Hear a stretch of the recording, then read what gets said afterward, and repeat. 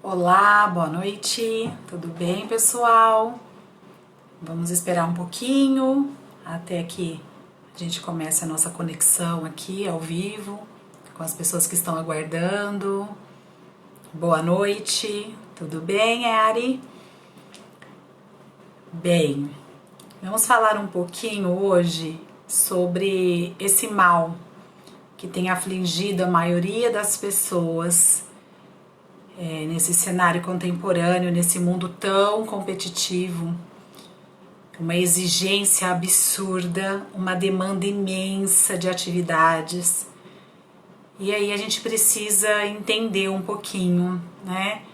A gente ouve falar tanto, ansiedade, ai, tô ansiosa, nossa, tô super ansiosa hoje porque eu tenho uma entrevista de emprego.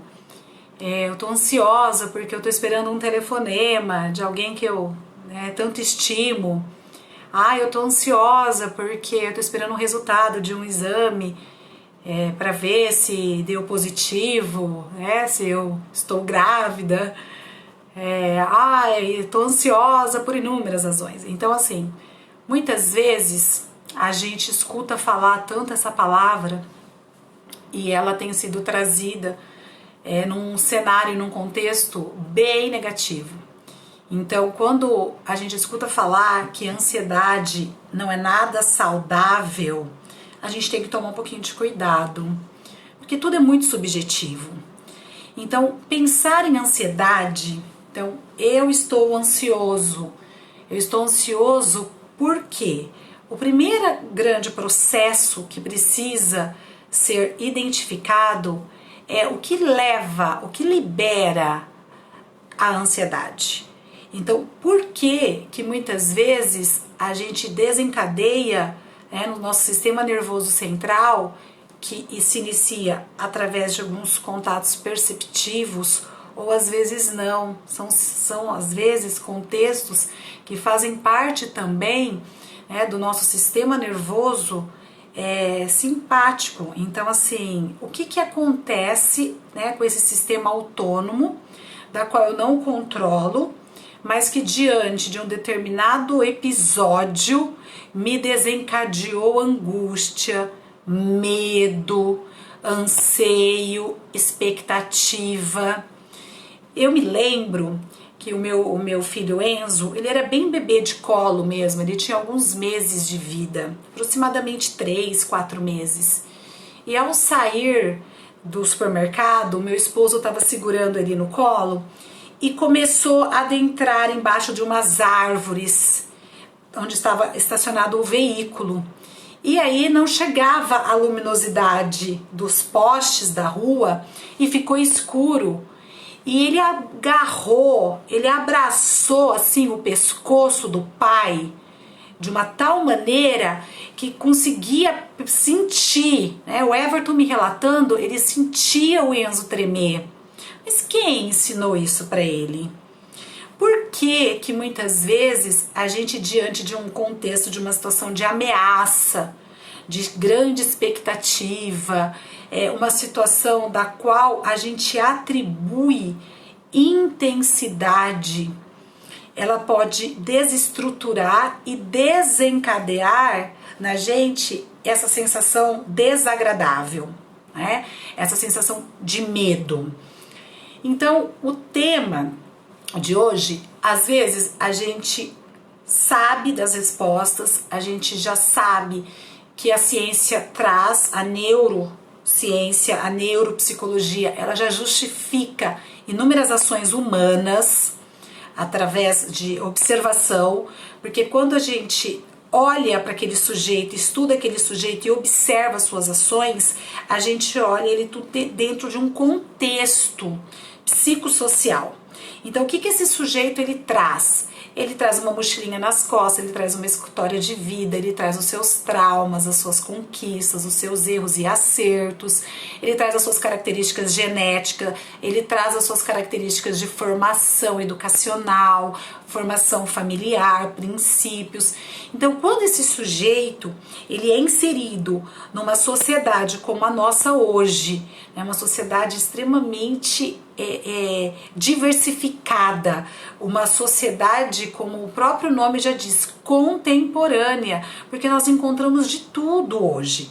Nós encontramos o que é aceito e o que não é aceito, o que se pensa na possibilidade, o que não se sabe, o que não se traz respostas, o que nunca encontramos um motivo. Então nós hoje temos tudo ao nosso redor por conta dessa velocidade de processamento que tudo acontece. Então, com tudo isso, esse sujeito, quando diante, né, de uma situação em que é interpretado que é uma situação nova, da qual ele estava esperando. Então vamos imaginar assim, a pessoa estava louca por aquela proposta de emprego. Ela jamais imaginou que ela seria a contratada, que ela teria uma oportunidade de ser entrevistada. Então ela depositou uma expectativa muito grande nesta entrevista. Então o que acaba acontecendo?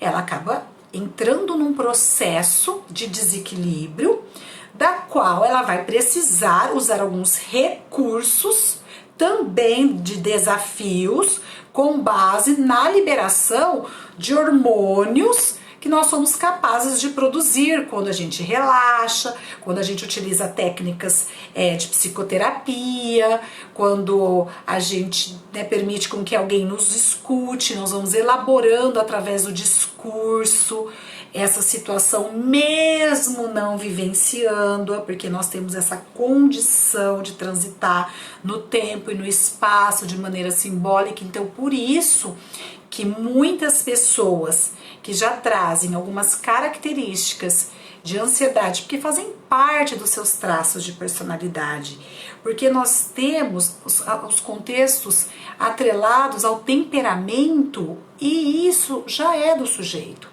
Então nós temos bebês que são extremamente sorridentes, nós temos bebês que são extremamente reprimidos, sérios, é ou não é? Vocês devem conhecer, não conhecem? Tem bebê que a gente olha, basta olhar para ele com a técnica do espelho e sorrir, ele começa a sorrir pra gente também. Mas tem bebê que não, ele não tem essa condição de interação, esse desejo de sorrir. Então, o temperamento é algo que já faz parte do sujeito e ele traz características que são marcantes na sua maneira de ser. Então existem pessoas que são mais introvertidas, que são mais reprimidas, pessoas que são mais extrovertidas, são mais falantes, pessoas que têm um dom de envolver e desenvolver habilidades fundamentais, como as habilidades interpessoais. Tem pessoas que existem outras habilidades, habilidades numéricas, habilidades filosóficas, né? Habilidades muitas vezes até artísticas, habilidades intrapessoal. Então veja bem, quando a gente fala desse sujeito que já tem uma tendência a ser uma pessoa proativa, agitada e ansiosa, a gente não tem o direito de dizer que ela está em sofrimento.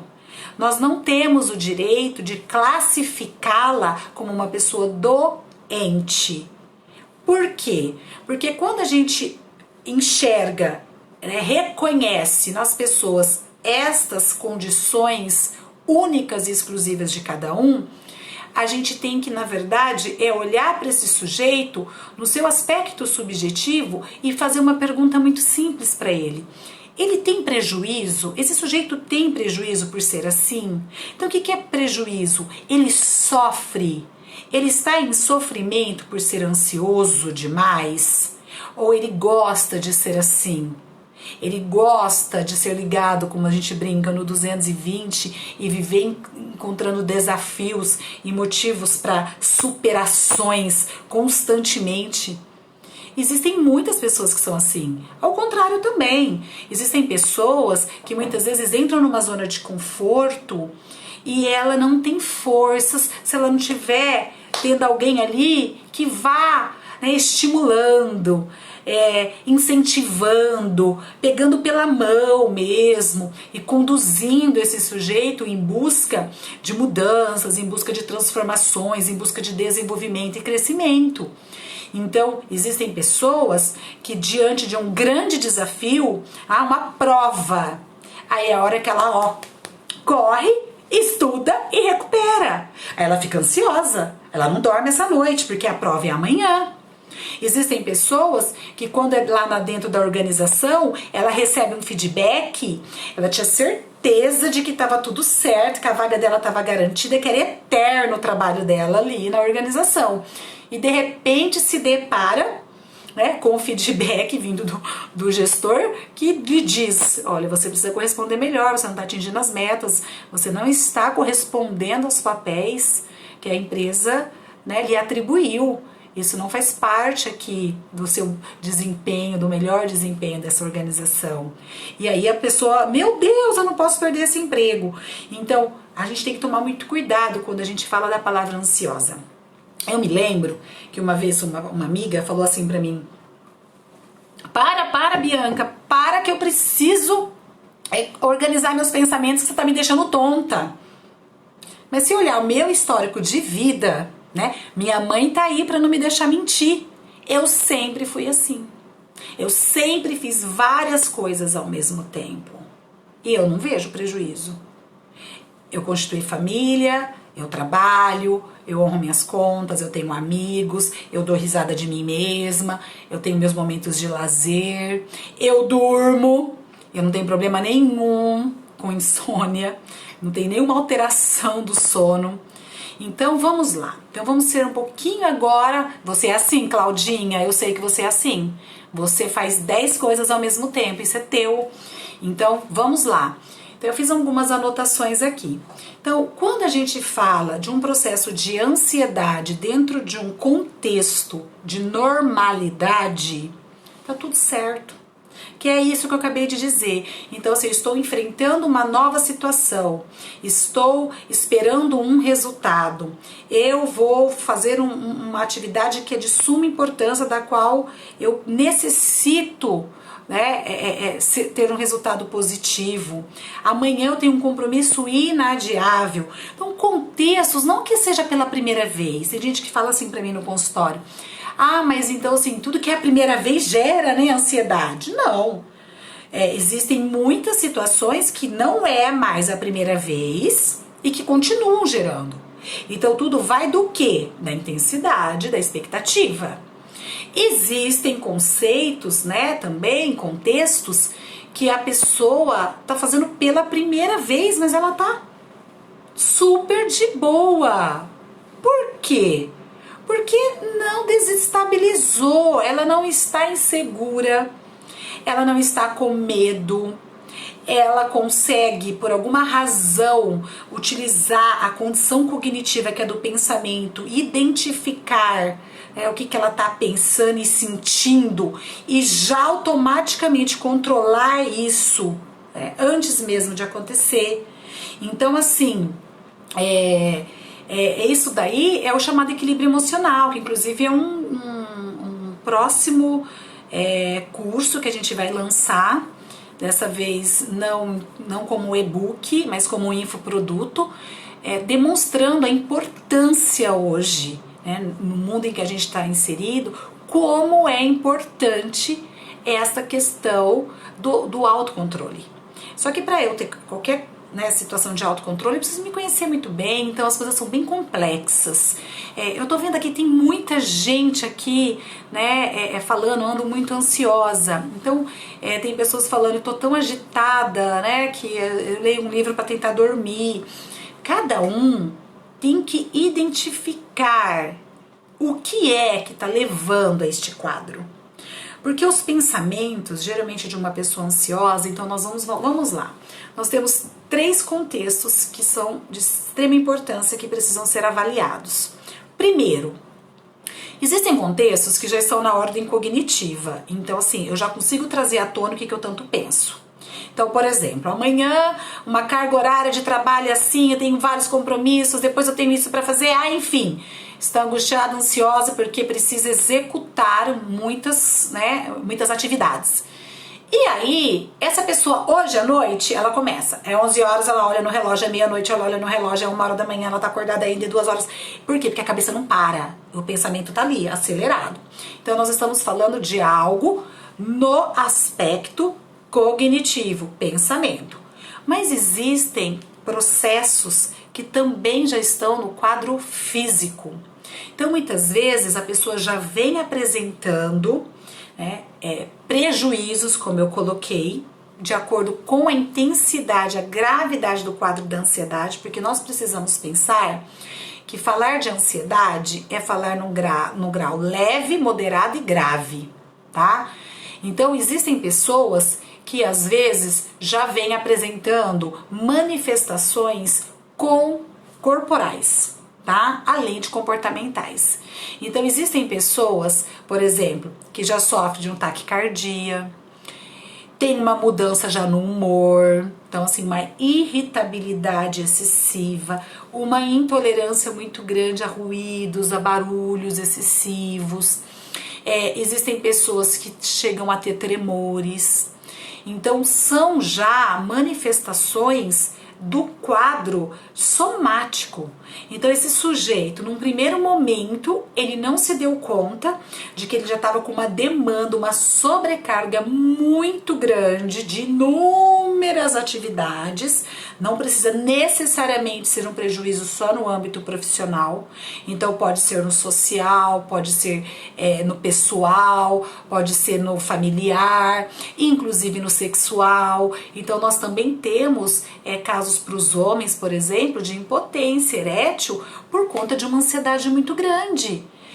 Uma ansiedade para esse encontro, uma ansiedade você vai corresponder à parceira e não acontecer e falharem.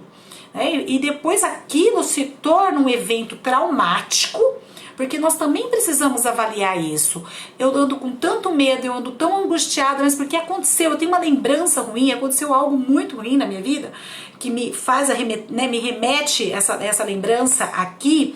Então, veja bem, muitas vezes nós também temos essa classificação de um quadro de ansiedade associado a um quadro traumático.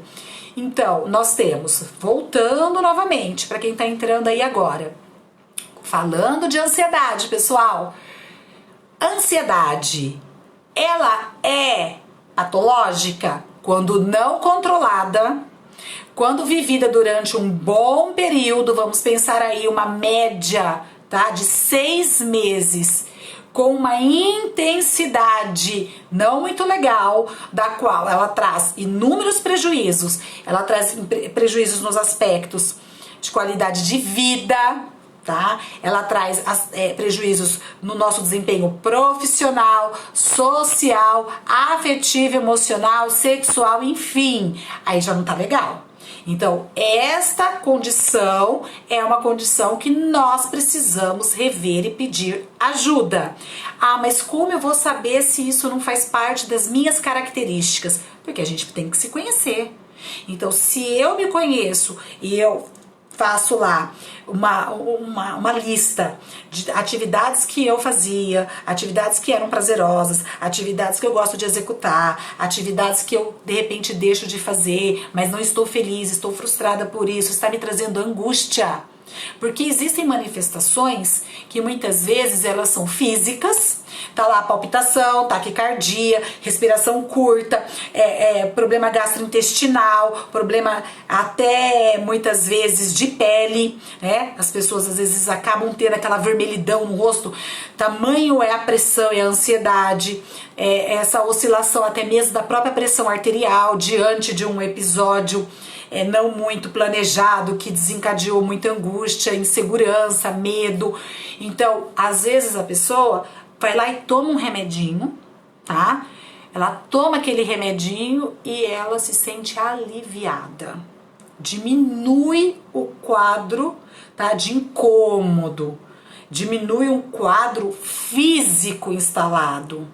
Mas e ela tá bem? Feliz? tranquila? Aí é um outro contexto que precisa ser avaliado. Então a gente está tendo que tomar muito cuidado, porque existem inúmeras outras técnicas e recursos que nos auxiliam a liberação, tá, da noradrenalina, a liberação, eu até coloquei aqui, gente, porque essa parte é a parte da psiquiatria, mas eu tava dando uma estudadinha e eu anotei a serotonina, a dopamina, que são os antidepressivos. Então nós sabemos que eles auxiliam, mas e a base? E a causa? Como que eu trabalho isso? Como que eu faço projetos? Como que eu faço planos? Mas como que eu posso liberar estes hormônios sem precisar dessa droga? Né? De que maneira? Aí eu vi aqui que teve pessoas que colocou a Claudinha mesmo, acabei de meditar, yoga, assim como várias outras modalidades tem sido estudada para sensação de bem-estar e de tranquilidade. Nós mesmos no Centro Hípico, nós lançamos lá a modalidade volteio. Então tem pessoas que vão em cima do cavalo para fazer alongamento, então a gente consegue usar a técnica de alongamento, a gente consegue até meditar em cima do animal, conhecendo o próprio corpo, estando em contato com a natureza, fazendo aquela interação de um bate-papo prazeroso e gostoso entre as mulheres. Então cada um vai utilizar um recurso que acha que é necessário, fundamental. Então existem maneiras, muitas vezes, que a gente pode utilizar uma boa caminhada de 30 minutos. Tem pessoas que preferem a musculação, tem pessoas que preferem uma adrenalina mais alta, como por exemplo lá os 3 tambores, o hipismo, que é o salto. Então cada um ouvindo uma música, fazendo uma boa leitura, como teve pessoas que colocou aqui, né? Eu também, Gi, prefiro o volteio. Então, o que nós precisamos hoje aplicar na nossa vida é o autoconhecimento, é identificar o que vem causando tamanha ansiedade. Por que a gente está com tantos medos? O medo é normal, a gente já sabe que ele é inclusive necessário para a sobrevivência, porque ele é um alerta que o nosso sistema nervoso emite, né? Então ele manda essa mensagem para que a gente corra, por exemplo, de um perigo. Vamos pensar assim, um cachorro latiu, quando a gente olha, o cachorro já fugiu. Eu preciso daquela liberação ali, daquele hormônio, daquela adrenalina, que eu preciso correr. Então, ele nem é planejado. Ele acontece em frações assim de segundos, porque o nosso corpo é maravilhoso. Só que quando é que ele desencadeia? Através dos órgãos dos sentidos, através de algum aspecto perceptivo. Muitas vezes ele nem chega ao raciocínio, muitas vezes ele nem chega até a gente numa condição de elaboração e de estratégia, né? Vou criar uma estratégia aqui. Não, é de sobrevivência mesmo, como acontecia com os primórdios. E só que olha que por isso do meu tema, chegamos lá. Gente, essa ansiedade de hoje, será que essa ansiedade não é o meio? Será que nós que estamos produzindo esta ansiedade exagerada, desenfreada, intensa demais e levando as pessoas ao último grau dessa intensidade, que é o grave, que é o quando ela já está há meses sendo tratada. Então ela já entrou com auxílios medicamentosos, ela já faz a psicoterapia, né, com um psicólogo, uma psicóloga, então já é acompanhada num consultório por um profissional habilitado para trabalhar, porque existem várias linhas, a linha mais rápida é da cognitiva comportamental, e ela também já está com muita resistência. Então quando a gente analisa esse sujeito, ele não consegue fazer planos, programações, desafios de pensamento de maneira satisfatória e que o tire desse processo de angústia, mesmo não tendo motivos. Aí está o grande problema. Isso é muito grave. A gente atribuir, né, uma intensidade muito maior do que o que ela tem. E aí nós estamos entrando numa crise de fobia, numa crise de pânico, estamos desenvolvendo um transtorno da ansiedade generalizada. Então isso nós precisamos ficar atentos, porque falar de ansiedade é uma situação comum, que faz parte do nosso corpo humano, mente, sistema nervoso, mecanismos necessários para defesa, para sobrevivência. Top, fantástico. O problema não está aí. O problema está em não conseguir justificar, a gente aumentar a intensidade disso e não conseguir sair deste cenário, tendo inúmeros prejuízos na nossa vida. Isso é preocupante. Como eu ia dizendo, os primórdios, os primatas, então, peraí, eles precisam caçar para sobreviver. Então eles viviam numa situação, né, de alerta o tempo inteiro. Opa, eu posso ir ali, eu posso ir atrás dessa presa, eu preciso sobreviver e tal. Mas e hoje?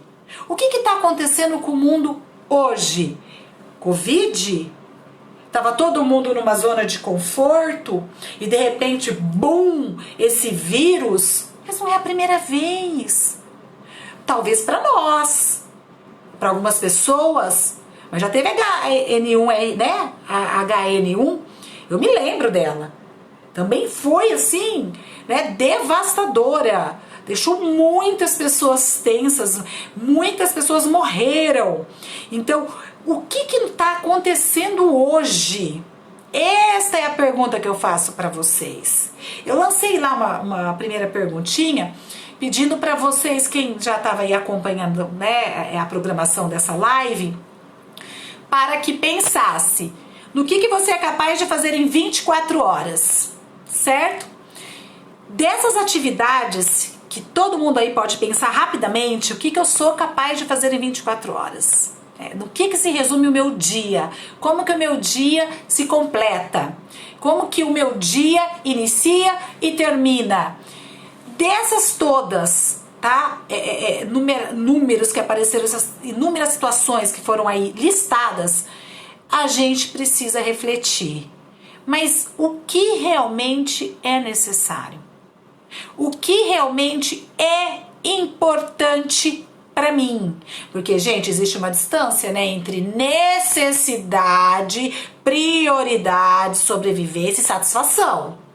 Existem pessoas que precisam ser satisfeitas para ter pulsões de vida. Nós falamos nas outras lives, estão lembrados?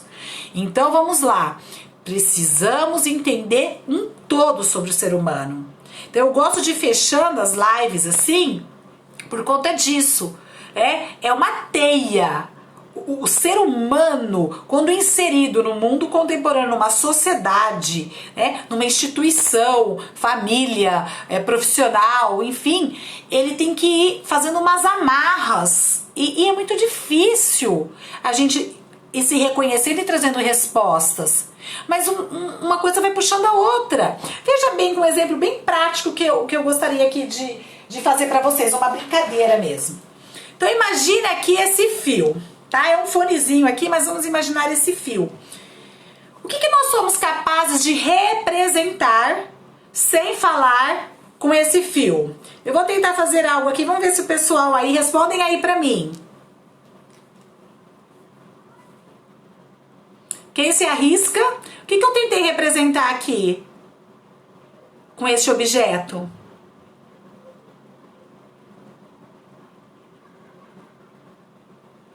Ninguém? Uma tiara. Isso aí, Fran. Uma tiara. E se eu colocar aqui? O que pode ser isso aqui? Um arquinho, uma tiara, isso, já responderam. E aqui? O que eu tô representando aqui, ó?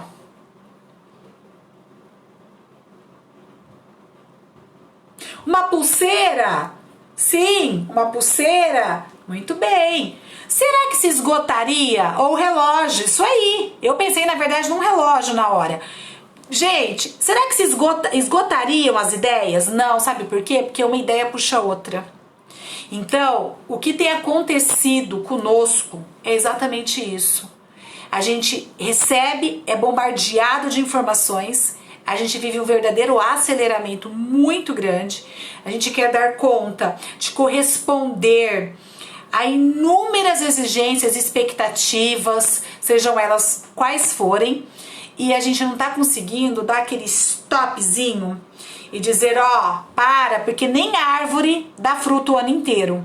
Então tem um momento que a gente também precisa refletir por que nós precisamos, né, o tempo inteiro acreditar que a gente fez um monte de coisa, como se a gente precisasse provar para alguém as nossas competências, as nossas habilidades, e as pessoas estão de fato desenvolvendo de uma maneira desproporcional. E depois disso tudo vai se puxando, como eu falei, uma ideia puxa outra. Então essa é a teia. É quando a gente faz uma análise, a gente vai para terapia, a gente sempre acha assim, ai, hoje eu não vou falar nada na terapia, eu não tenho nada para dizer na terapia. É o dia que a pessoa mais fala.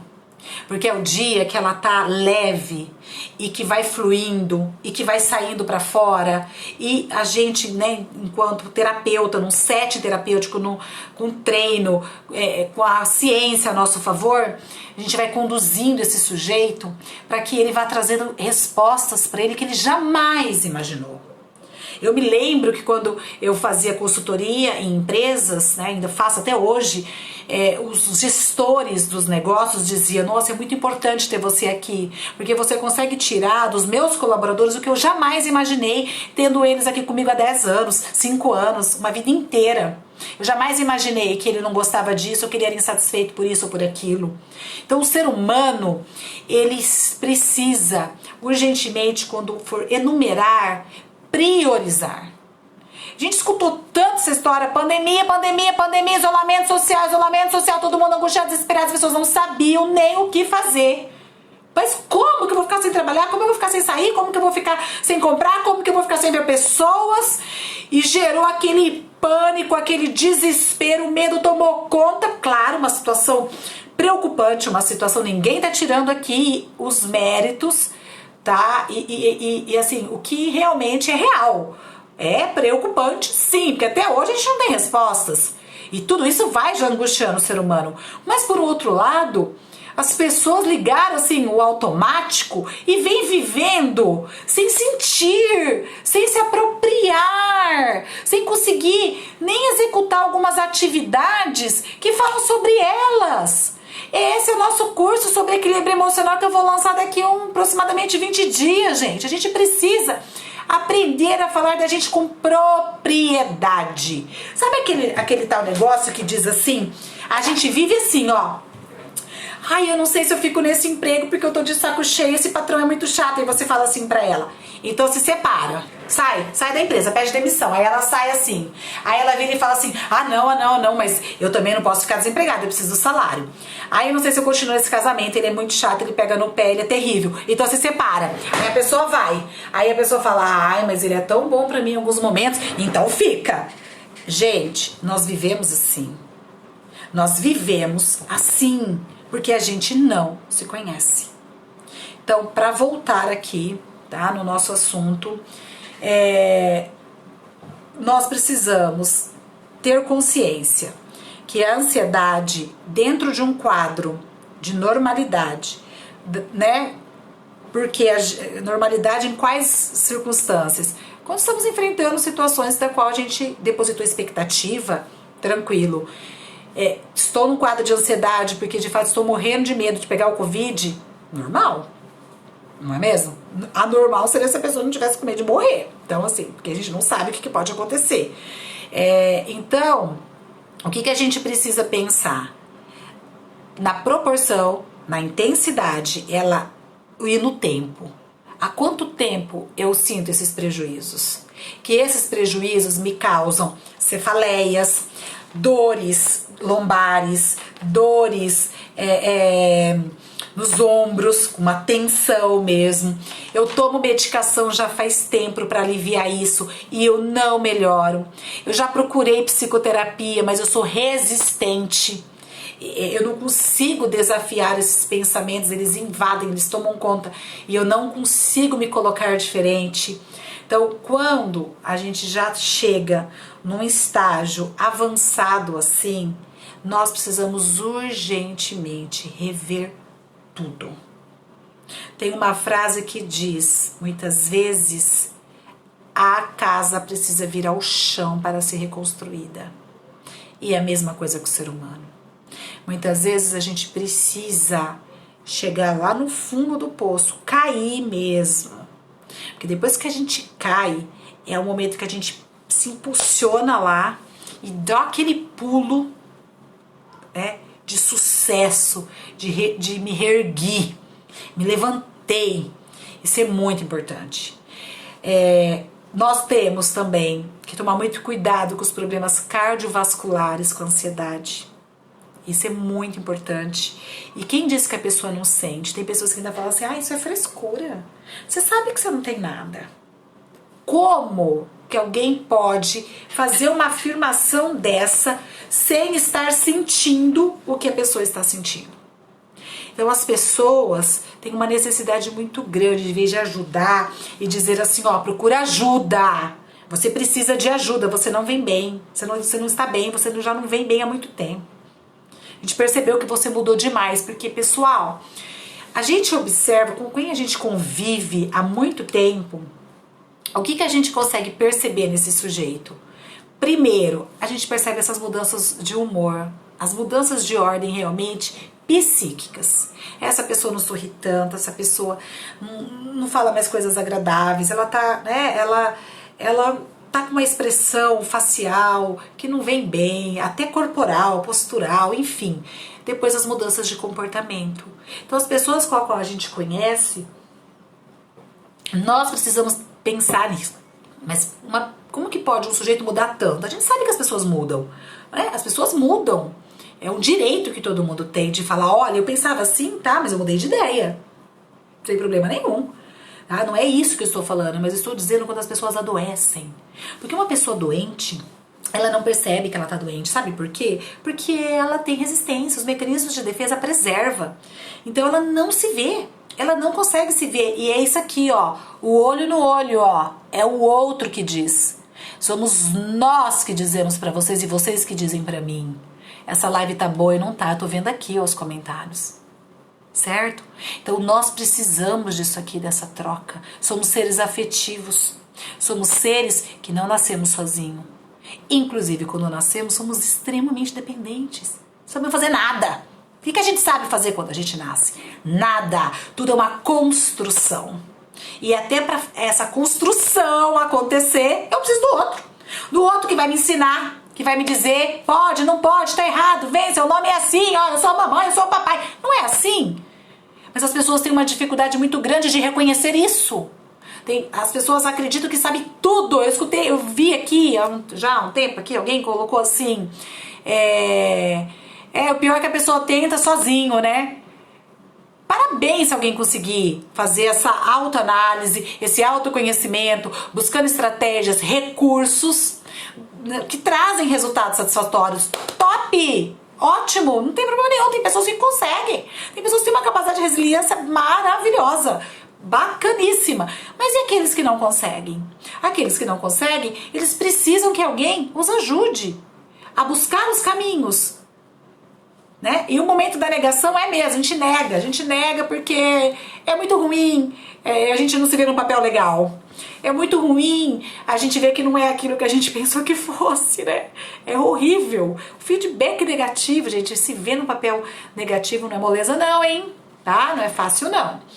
Então, nós precisamos pensar também, até anotei aqui, nos contextos também respiratórios. Olha que engraçado, né? Sabe aquela nó na garganta que dá e a gente tenta até deglutir, a gente vai engolindo, tentando engolir a comida e a comida não desce como se tivesse um bolo aqui. Isso é um quadro clássico também das pessoas, né, que estão sofrendo de ansiedade. Agora é claro que o tipo de ansiedade, a classificação dos transtornos de ansiedade são inúmeros, tá? Não daria para eu ficar listando todos aqui, então vou falar brevemente só alguns.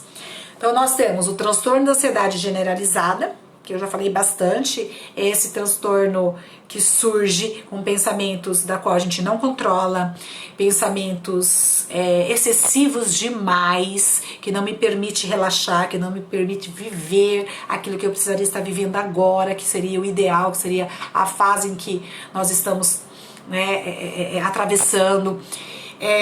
Pessoas que já apresentam essa condição de mudança, de batimentos cardíacos, pessoa que tem uma respiração muitas vezes já até curta. Então, o transtorno de ansiedade generalizada seria isso, tá? Alguns deles que tem mais sintomas, tá ok? Aí nós temos o TOC, que é o transtorno obsessivo compulsivo. Então, ele também faz parte de um transtorno da ansiedade, que muitas vezes a gente escuta falar, mania de limpeza, mas não é só isso. Então, a compulsão é a descarga do ato, tá? Ela tem o ato de limpar excessivamente, inúmeras vezes, aquilo que já está limpo, mas a obsessão é o que ela traz de pensamento. Então, olha a importância dos pensamentos nas nossas vidas, tá ok? Então, nós temos o TOC, que pode ser pessoas que contam o tempo inteiro, pessoas com mania de organização, pessoas que verificam se a porta estava fechada ou não 20 vezes, entre outros inúmeros. Nós precisamos pensar também na fobia, né?